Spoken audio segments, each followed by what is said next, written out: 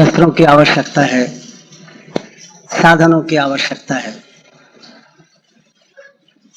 कि सबसे प्रमुख शस्त्र कौन सा है, यह प्रश्न है। तो पहले अंग्रेजी में एक कहावत थी, उन दिनों में लड़ाई का सबसे प्रमुख शस्त्र राइफल ही था, बंदूक। किंतु कहावत ऐसी थी कि वो राइफल नहीं लड़ती, राइफल को हैंडल करने वाला जो हाथ है मनुष्य का, वह हाथ लड़ता है। और फिर था कि हाथ भी नहीं लड़ता तो उसके पीछे जो मनुष्य का मन है वह वास्तव में लड़ता है। ऐसी एक कहावत अंग्रेजी में थी।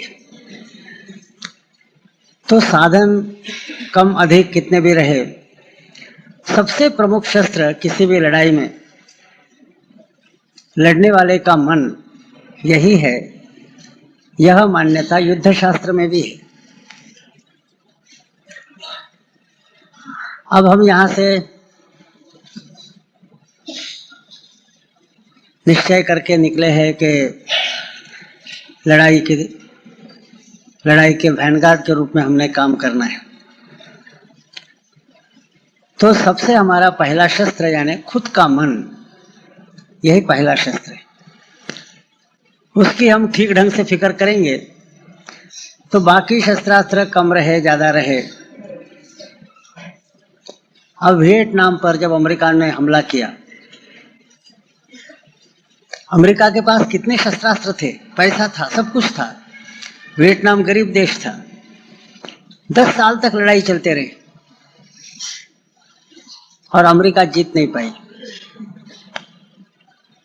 क्योंकि वियतनाम के जो नागरिक थे उनका मन लड़ाई के लिए अधिक तैयार था। अमेरिका के पास शस्त्रास्त्र बहुत थे, पैसा बहुत था, लेकिन अमेरिकन सोल्जर का मन तैयार नहीं था। अमेरिकन सोल्जर या अच्छा सोल्जर नहीं है, उसके पास शस्त्रास्त्र अच्छे, लेकिन यदि अमेरिकन सेना की कोई टुकड़ी कहाँ भेजना है तो पहले देखना पड़ता है कि वहाँ कैंटीन की व्यवस्था अच्छी है या नहीं, खेलने के लिए कुछ मैदान है या नहीं, हर जगह मच्छरदान हर एक के लिए है या नहीं, फिजिकल कंफर्ट्स माने सुबह का ब्रेकफास्ट होगा तो उसमें किसी चीज की कमी नहीं रहनी चाहिए, पूरा कंफर्टेबल लाइफ। और उसमें फिर वो लड़ेगा, यानी कोई शारीरिक उसकी लड़ने की बात नहीं है। मशीन बटन दबा दे, मशीन से गोलियां चल रही है, तो कहते हैं कि अमेरिकन सोल्जर या सोल्जर फाइट नहीं करता, उसकी मशीन फाइट करती है। वियतनाम के पास शस्त्रास्त्र नहीं थे, इतने पैसा तो नहीं था, गरीब लोग थे, शस्त्रास्त्र की कमी थी, लेकिन मन उनका बहुत प्रखर था, कट्टर था।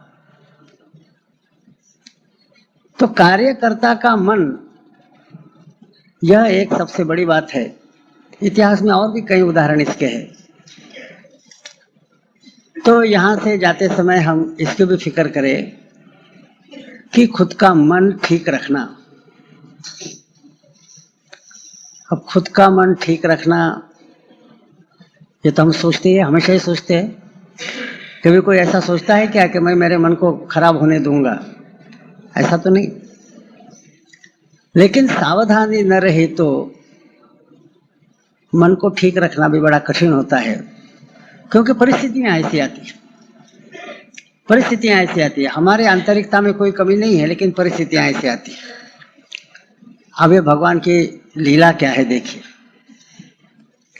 हमारा कार्यकर्ता इस वर्ग से कुछ विचार निश्चय लेकर घर पहुंचता है। वो सामान भी नहीं रखता तो पत्नी कहती है कि जरा देखिए कुछ टेलीग्राम आया है। टेलीग्राम में रहता है कि इसके सास की तबीयत बहुत खराब है, इंटेंसिव केयर यूनिट में रखा गया है, तुरंत वहां भागना है। तो कहता है कि चलो पहले आपके ससुराल में जाना चाहिए, बीएमएस का काम करना ही है, जीवन भर वही करना है, इसमें कोई शक नहीं है। लेकिन अब पहली एक इमरजेंसी आ गई है,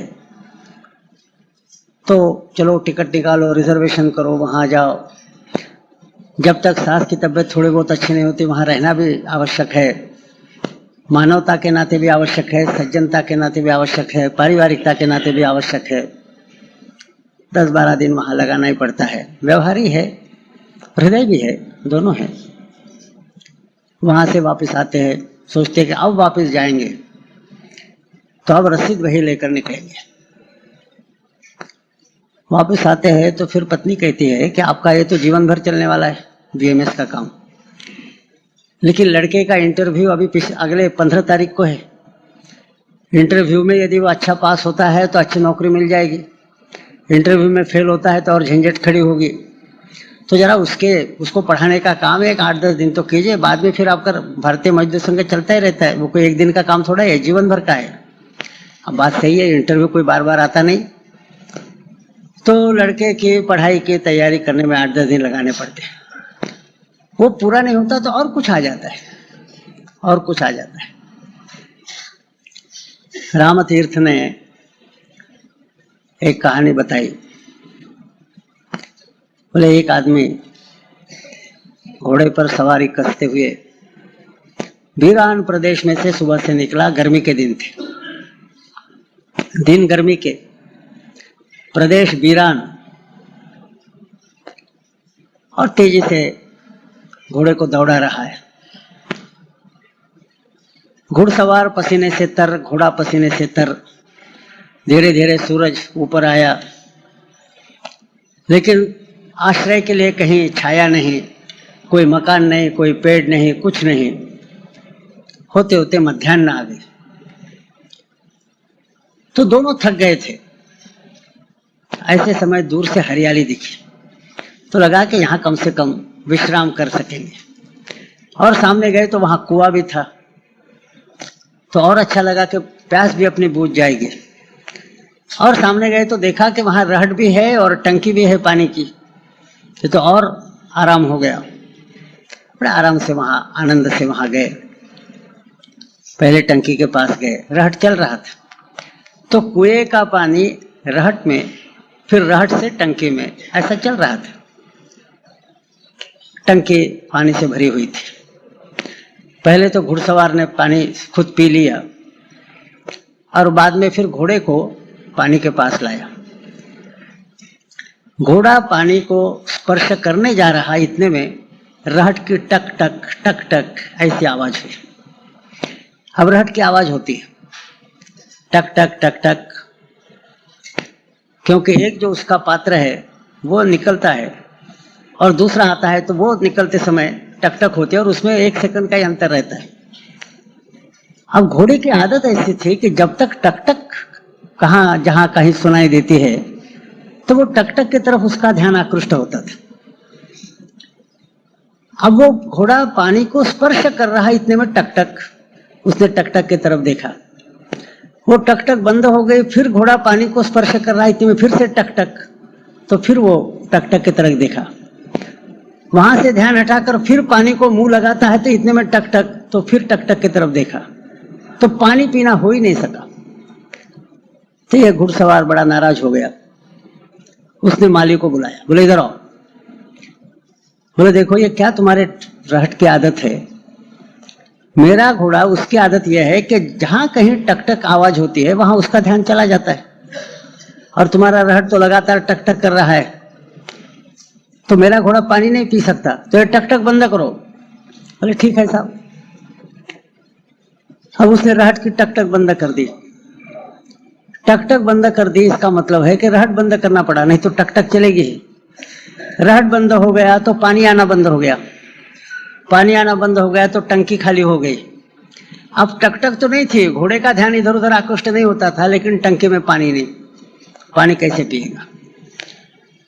तो फिर घुड़सवार नाराज होकर उसको बुलाता है, कहता है कि ये क्या है, तुमने पानी बंद कर दिया।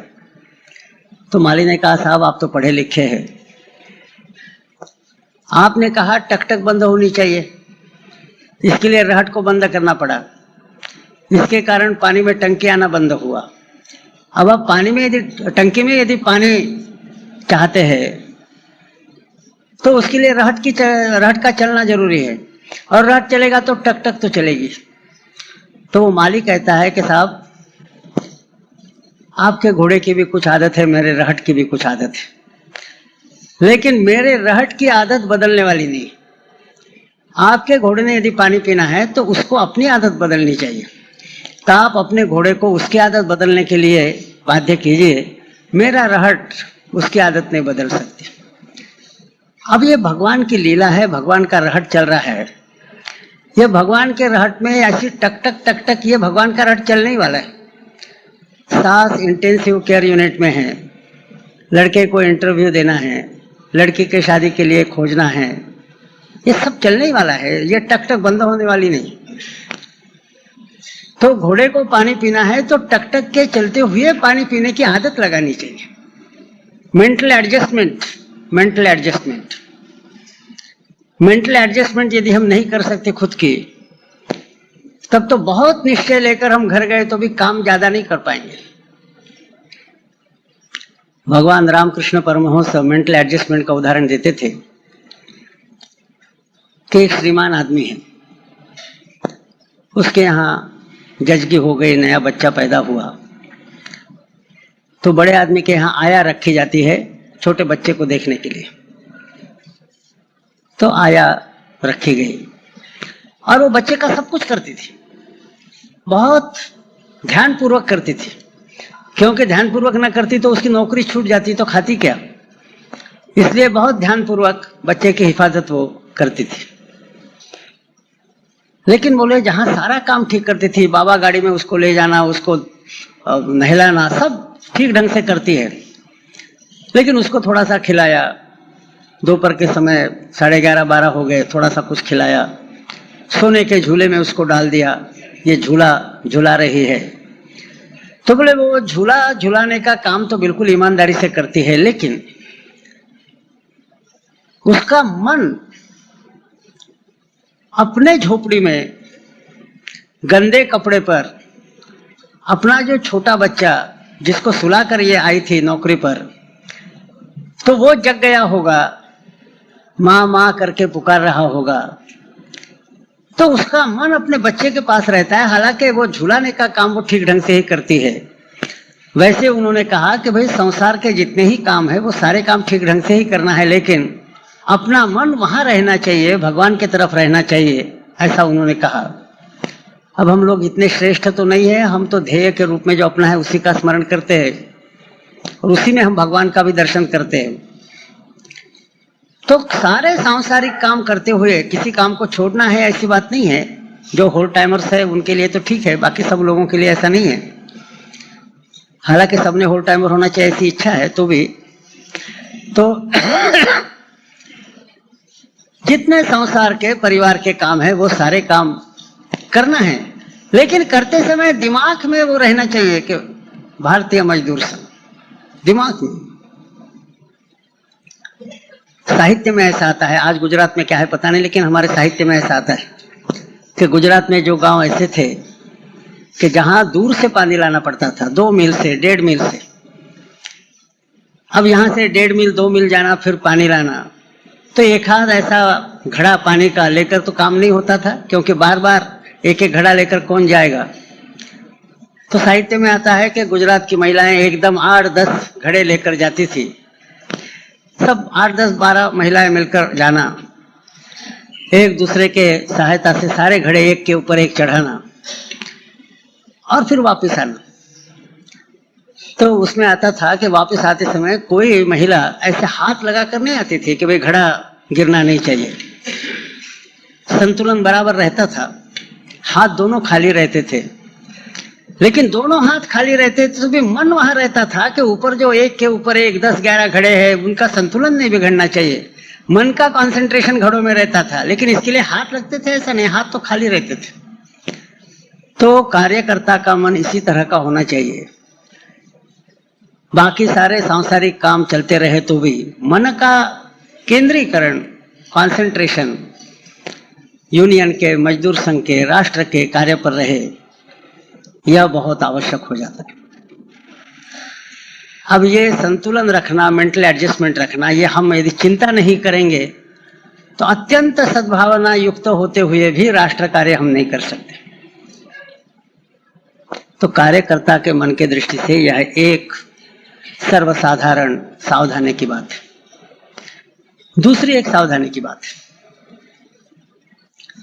मनुष्य का मन ध्येयवादी होते हुए भी सोचता है कि ध्येय के साथ साथ थोड़ा अपना भी घोड़ा आगे बढ़ाया तो इसमें आपत्ति क्या है। ध्येय का तो काम करना ही है, राष्ट्र का काम करना ही है, वो करते करते साथ साथ अपना भी थोड़ा सामने बढ़ा दिया, क्या आपत्ति।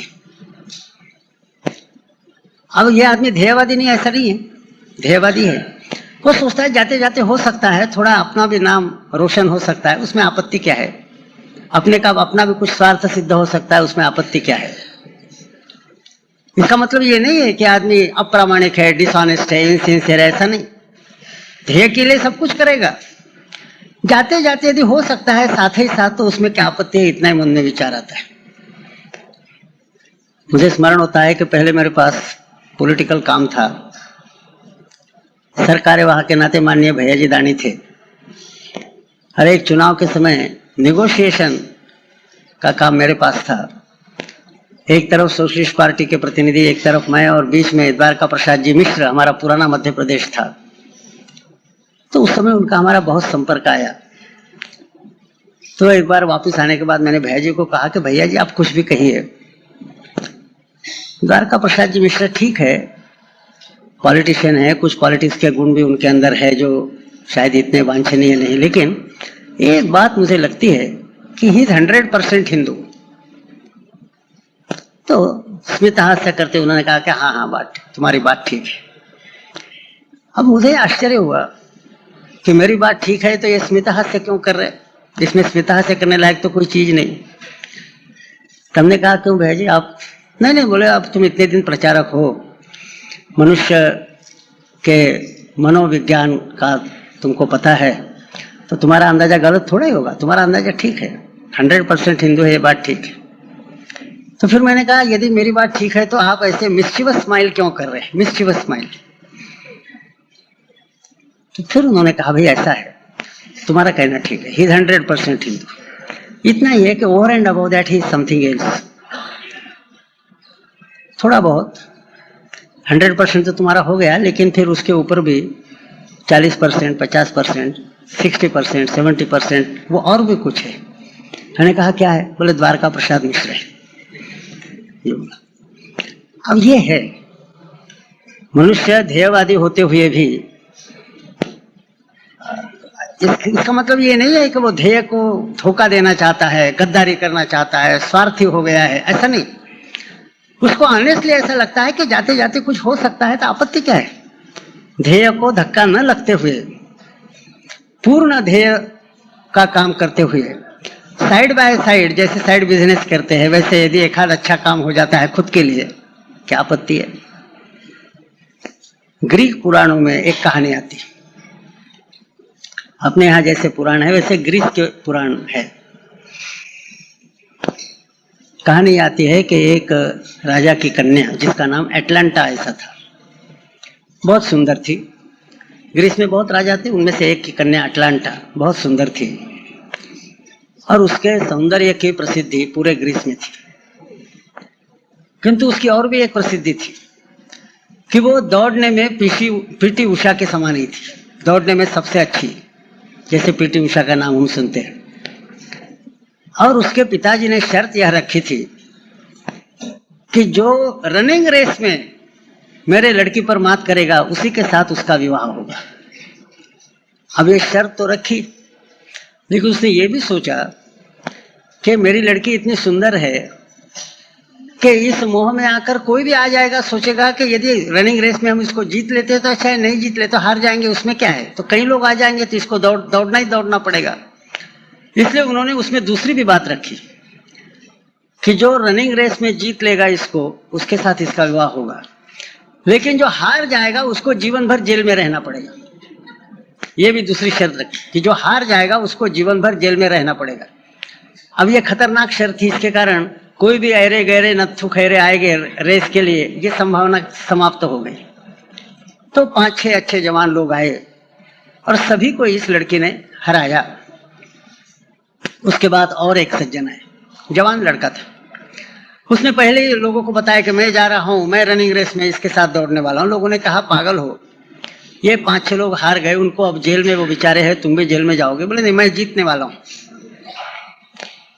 तो राजा के पास गया, रनिंग रेस शुरू हो गई। अब इसने क्या किया था कि यह उसने जो कमर पट्टा बांध लिया था उसमें गोल्डन एप्पल्स उसने लगा लिए थे। एप्पल यानी सेब, तो सोनेरी सेब उसने यहाँ लगा लिए थे। लेकिन उसमें ऐसा किया था कि उसके कलर एक से एक अधिक चमकीले कलर में थे। एक ही कलर के नहीं थे, एक कुछ चमकने वाला, उससे ज्यादा चमकने वाला दूसरा, उससे ज्यादा चमकने वाला तीसरा, आखिरी में जो था वो सबसे ज्यादा चमकने वाला, ऐसे यहाँ लगाए थे। अब किसी के ख्याल में नहीं आया, दौड़ना शुरू हुआ। दौड़ते दौड़ते ये राजकुमारी कुछ उसको लांग कर सामने चले गई। सामने चले गई तो उसने एक एप्पल निकाला और उसके बाएं हाथ पर ऐसा दूर थोड़ा फेंक दिया। सूर्य नारायण की किरण उस पर थी, इसके कारण वो चमकने लगा। राजकुमार का ध्यान उधर गया। उसने सोचा नजदीक है, ये थोड़ा सा उठा लेंगे फिर दौड़ेंगे। नजदीक था, वो तुरंत गई, उठा लिया। तब तक ये उसके नजदीक पहुंच गया। राजकुमारी फिर से और आगे बढ़ गई और थोड़ी आगे बढ़ गई तो इसने दूसरा अधिक चमकने वाला ऐसा एप्पल थोड़ा ज्यादा साइड में ऐसा दूर फेंक दिया। वो देखा तो उसको हुआ कि ठीक है, इसको भी मैं उठा लेती हूँ, फिर अपना दौड़ना चलेगा ही, ये क्या मेरे से मात कर सकता है। तो उधर दौड़ लपक कर उधर गई, वो ले लिया। ये थोड़ा सा पूरे, वो थोड़ा सा सामने गया था तो इसको लांग कर फिर आगे बढ़ी। तो ऐसा ही क्रम चला कि आगे बढ़ना। वो थोड़ी सामने जाने के बाद इसने थोड़े ज्यादा दूरी पर वो गोल्डन एप्पल सोनेरी से फेंकना और उसने सोचना कि इसको उठाकर भी मैं अपनी नंबर 1 पर आ सकती हूँ। और आखिरी में जब वो रेस समाप्त होते आई, थोड़ा डिस्टेंस रहा, तो जो सबसे चमकने वाला एप्पल था, बहुत आकर्षक, वह उसने फेंक दिया और वो थोड़ा अधिक दूर फेंक दिया। अब एक बार मुंह में आने की जिस मन को आदत होती है वो एकदम छूट नहीं सकती। रिफ्लेक्स एक्शन के नाते मनुष्य मुंह में आता है। उसने देख लिया और वो तो पीछे था, जानबूझकर पीछे था। तो उसने सोचा कि ये भी एप्पल मैं ले लूंगी और फिर आगे बढ़ जाऊंगी।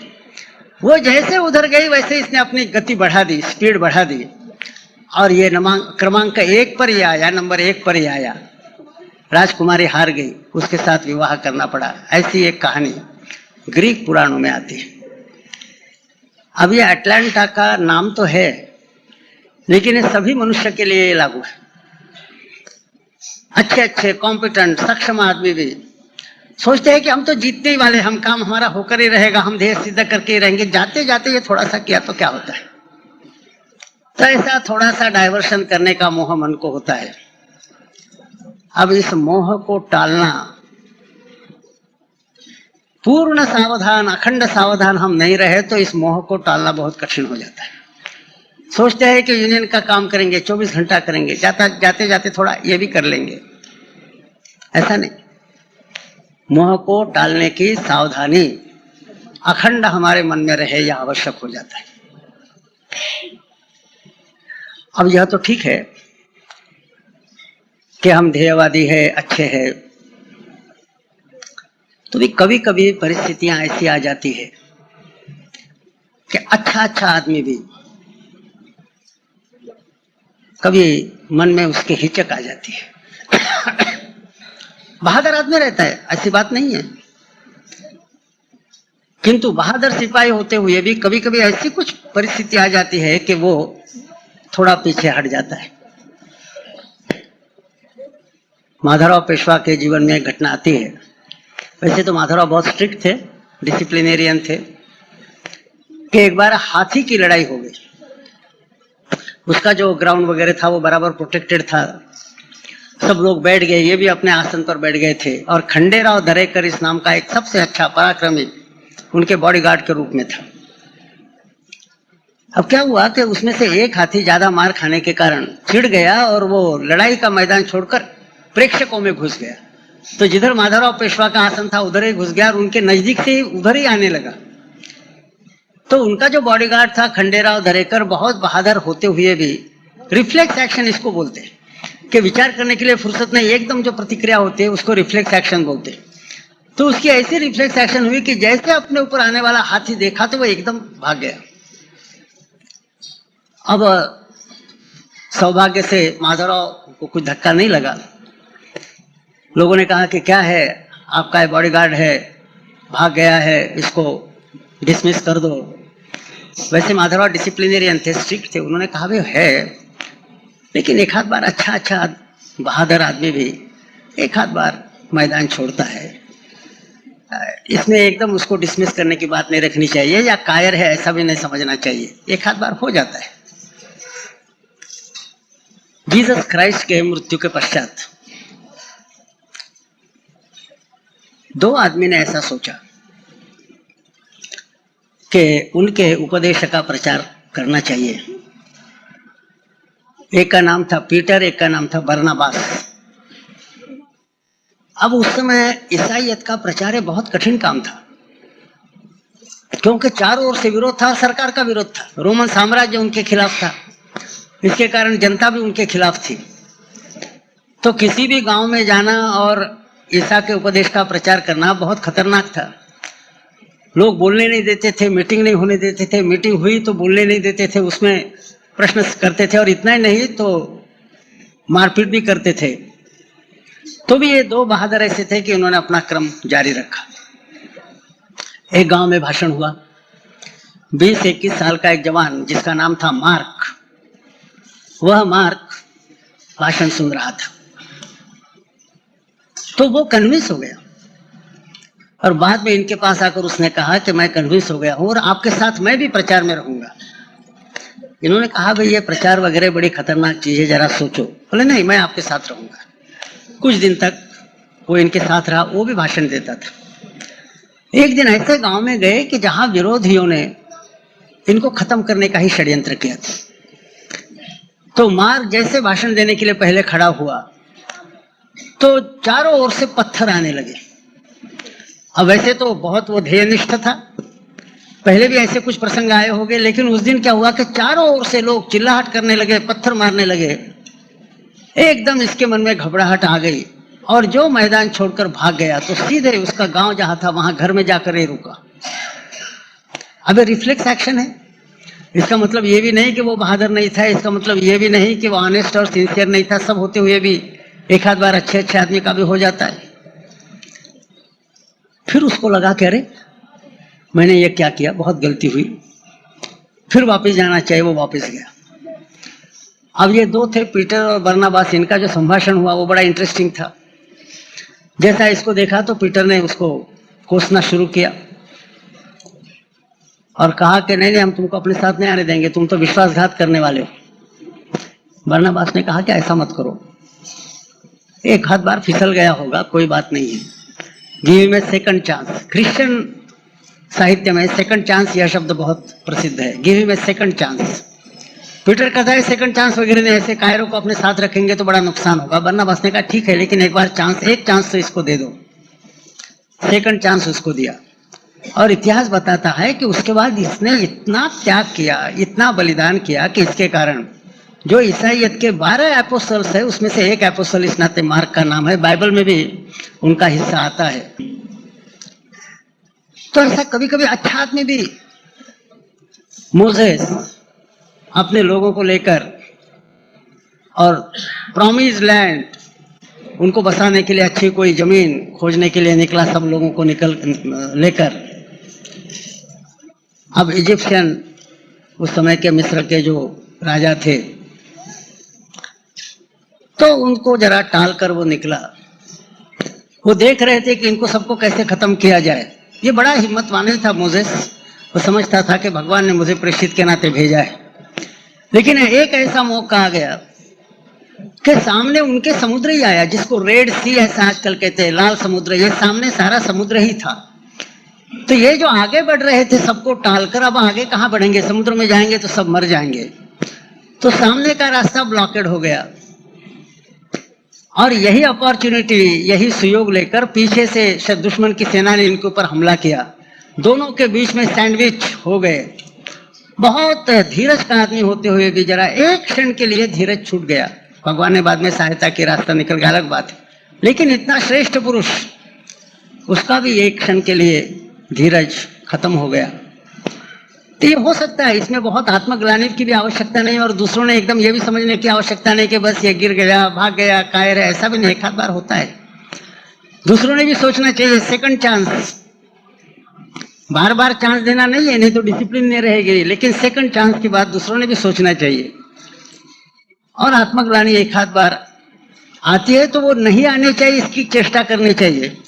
और यदि आ जाती है तो ठीक है, लेकिन फिर से मैं हिम्मत जुटाकर काम में लग जाऊंगा, यह भी मनोवृत्ति चाहिए। सर्वसाधारण मनुष्य की जो सोचने की पद्धति है, R.L. स्टीवनसन बड़े अच्छे लेखक हो गए, रॉबर्ट लुई स्टीवनसन, उन्होंने कहा है कि वास्तव में व्यक्ति ने प्रयास तो यह करना चाहिए कि खुद को सद्गुणी बनाना, लोगों को सुखी बनाना, अन्य लोगों को सुखी बनाना, खुद को सद्गुणी बनाना, यह प्रयास होना चाहिए।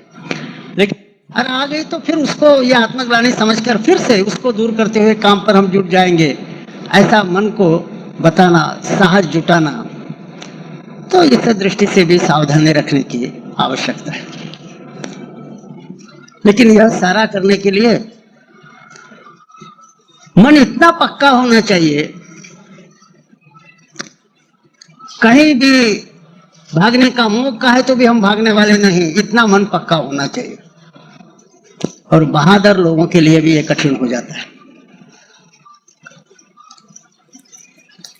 इस ईसा शताब्दी के पहले इंग्लैंड बहुत पिछड़ा हुआ देश था। उनको कपड़ा पहनना भी याद नहीं था। रंग या जंगल के पत्ते वगैरह लगाकर, पेड़ के पत्ते वगैरह लगाकर घूमते थे। वन्य जाति थे, खूंखार थे, मनुष्य को भी भून कर खाते थे। अब ब्रिटिश चैनल के उस पार नीदरलैंड्स, जिसको आज हॉलैंड कहते हैं, वहां एक राजा जिसका नाम था विलियम, यह शासन चला रहा था। उसने हॉलैंड पर भी शासन जमाया और इधर उधर के कुछ प्रदेशों पर भी शासन जमाया।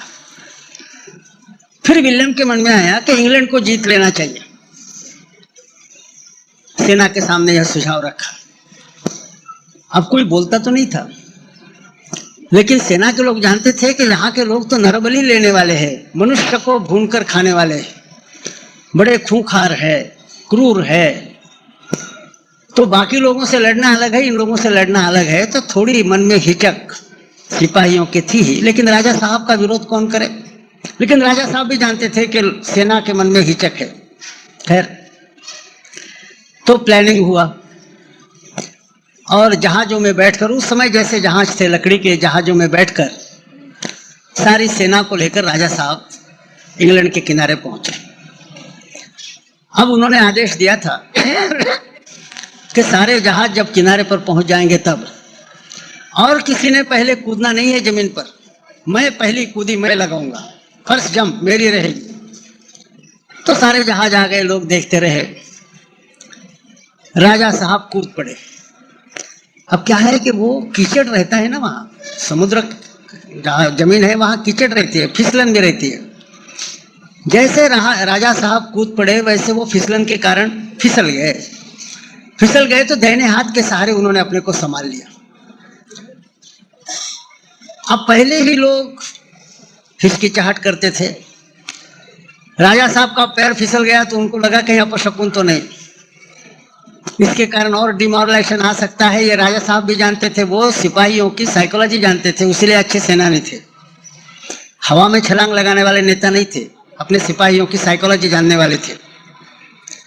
वो समझ गए कि इसका बहुत बुरा असर सिपाहियों के मन पर होगा।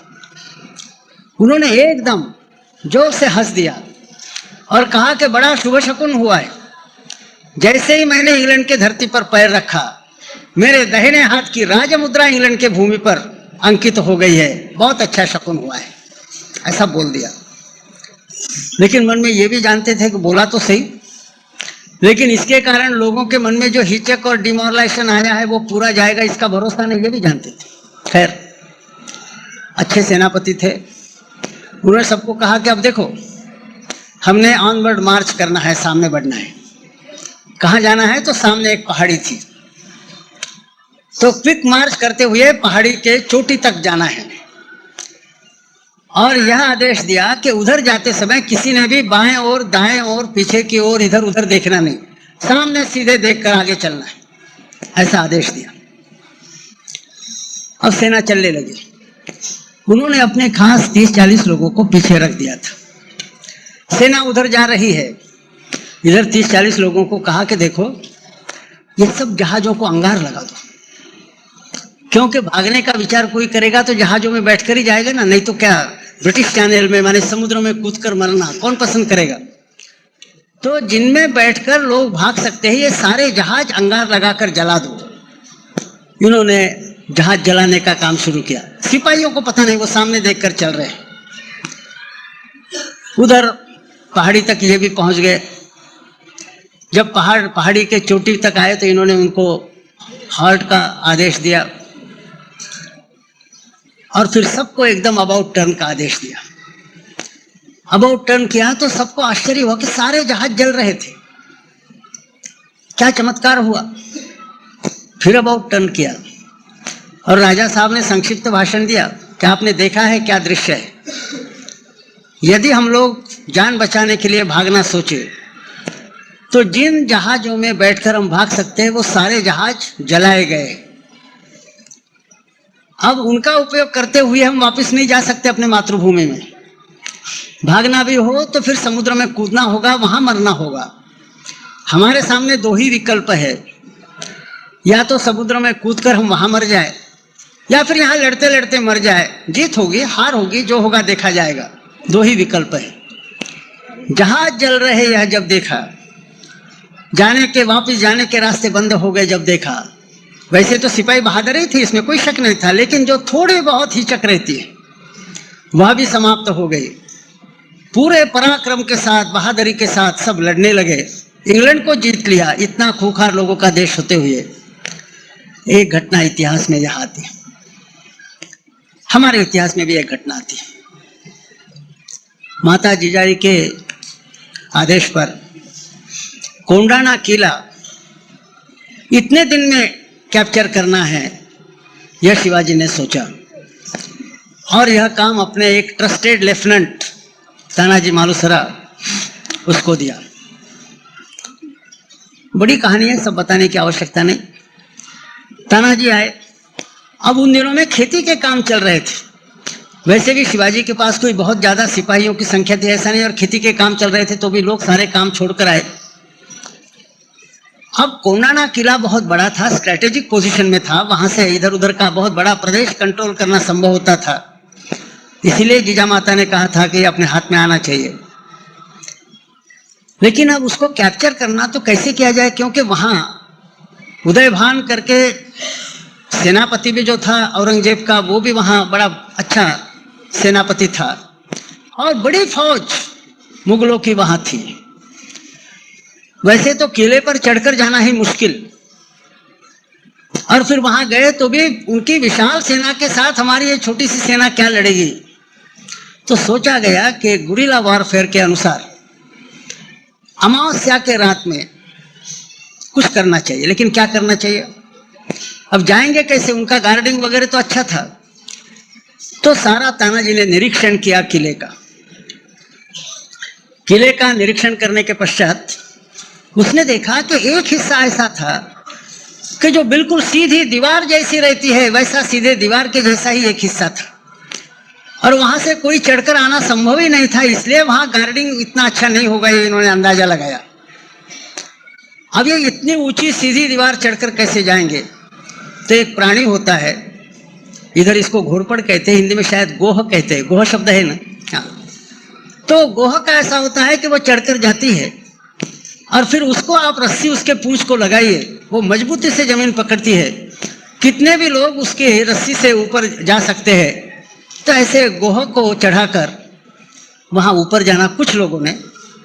तो उन्होंने सेना के दो हिस्से की, एक हिस्सा तानाजी के नेतृत्व में, दूसरा उनके भाई सूर्याजी मालुसरे उनके नेतृत्व में, और सोचा कि जो बड़ा हिस्सा है सूर्याजी मालुसरे उसको लेकर जो मेन गेट है वहां नजदीक आकर छिप जाएंगे और गोह के आधार से रस्सी पर से तानाजी कुछ लोगों को लेकर ऊपर जाएंगे। अमावस्या है, फिर शत्रु की सेना रात के समय शराब पीना है, बाकी प्रगतिशील काम चलते हैं, उन सारे कामों में उनकी सेना बहुत विख्यात थी। तो वो तो असावधान अनअवेयर असावधान अवस्था में पकड़े जाएंगे। तो फिर थोड़े बहुत मारकाट करते हुए तानाजी के प्लेटून ने मेन गेट तक आना, मेन गेट खोल देना, फिर सूर्याजी मालुसरा का प्लेटून आएगा और रात के अंधेरे में फिर छोटी सेना बड़े सेना के साथ मुकाबला कर सकती है, ऐसी योजना बनाई। उस योजना के अनुसार और वो सारा काम भी हुआ। ये रस्सी को पकड़कर सारे लोग ऊपर गए, कई गोह और कई रस्सियां लगाई गई थी। तो तानाजी के लोग ऊपर चढ़कर गए, उन्होंने थोड़ी मारकाट करते हुए गेट खोल दिया था। सूर्याजी मालुसरे के लोग अंदर आ गए, लड़ाई शुरू हो गई। अब अंधेरे में दिखता ही नहीं था, सारे लोग अनअवेयर थे इसके कारण कौन किसको मार रहा है, लेकिन फिर लोग सावधान हो गए और इसमें तानाजी का मुकाबला उदयभान से ही हुआ। अब लड़ाई तो है, कभी किसकी जीत होती है कभी किसकी। इत्तेफाक की बात है कि तानाजी मारा गया। अब उन दिनों में ऐसा था कि किसी भी लड़ाई में अपना नेता सेनापति मारा गया ऐसी खबर यदि सेना को पहुंचती थी तो फिर धैर्य छोड़कर लोग भागते थे। अब तानाजी मालुसरा मारा गया है ये खबर वायु के वेग से, हवा के वेग से चारों ओर फैल गई। जैसे सूर्याजी ने सुन लिया वैसे सारा काम छोड़कर जहां रस्सियों को पकड़कर लोग ऊपर आए थे वहां सबसे पहले सूर्याजी मालुसरा आ गया और उसने पहला काम यह किया कि सारी रस्सियां काट डाली। अब जैसे उसने अपेक्षा की थी भागने के लिए सारे लोग थोड़े ही समय में वहां पहुंच गए। उन्होंने सबको कहा कि ठहरो, ख्याल में रखो, जिन रस्सियों को पकड़कर तुम नीचे जाने की भागने की बात सोच रहे हैं वो सारी रस्सियां मैंने काट डाली। अब विकल्प यही है कि या तो यहां से कूदकर मर जाओ या यहां लड़ते लड़ते मर जाओ या किले को जीत लो, और कोई विकल्प नहीं है।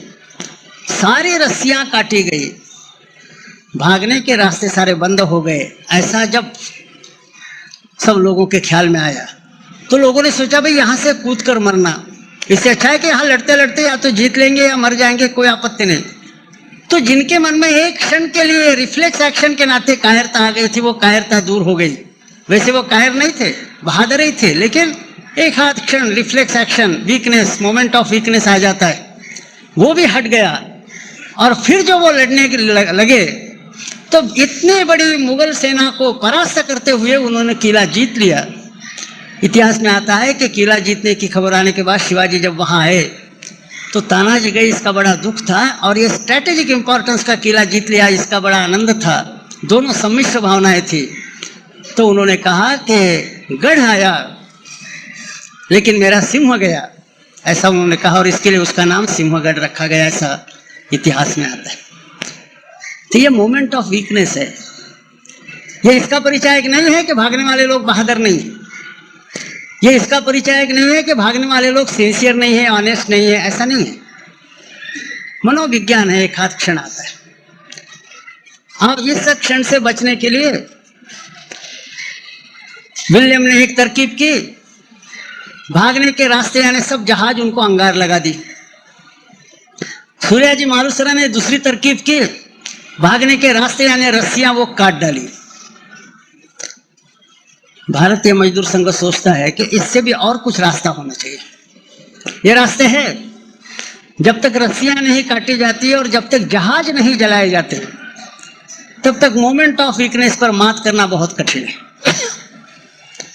किंतु भारतीय मजदूर संघ न रस्सी काटने के पक्ष में है ना जहाज जलाने के पक्ष में, क्योंकि रस्सियां काटी गई, वो सूर्याजी मालुसरे ने बाकी सब लोगों की रस्सियां काटी, सिपाहियों ने अपनी अपनी रस्सियां नहीं काटी।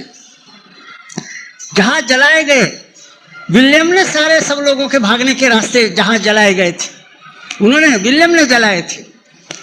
भारतीय मजदूर संघ अपने कार्यकर्ताओं पर विश्वास रखता है, वो सोचता है कि हमारे कार्यकर्ता इतने उत्कृष्ट है कि इनके जहाज जलाने के लिए और किसी दूसरे की विलियम की आवश्यकता नहीं रहेगी, इनकी रस्सियां काटने के लिए किसी सूर्याजी मालुसरे की आवश्यकता नहीं रहेगी। हमारा हर एक कार्यकर्ता इतना समझदार है, इतना ध्येयनिष्ठ है, इतना पराक्रमी है कि हर एक कार्यकर्ता अपनी अपनी रस्सी काटेगा, हर एक कार्यकर्ता अपने अपने जहाज जलाएगा।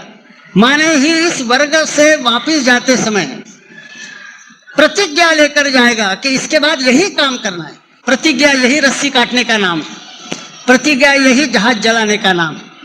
कोई दूसरे हमारे जहाज जलाने वाले नहीं हैं, दूसरे हमारी रस्सियां काटने वाले नहीं हैं।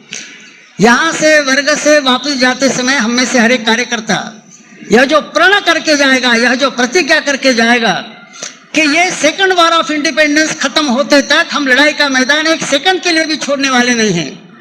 यही अपनी रस्सियां काटने का काम है, यही अपने जहाज जलाने का काम है। तो इसी तरह से प्रण प्रतिज्ञा लेकर हम यहाँ से अपने अपने घर जाए, अपनी रस्सियां खुद काटते हुए, अपने जहाज खुद जलाते हुए, और फिर हम यहाँ से अपने घर जाए। इतना ही कहना इस समय पर्याप्त है।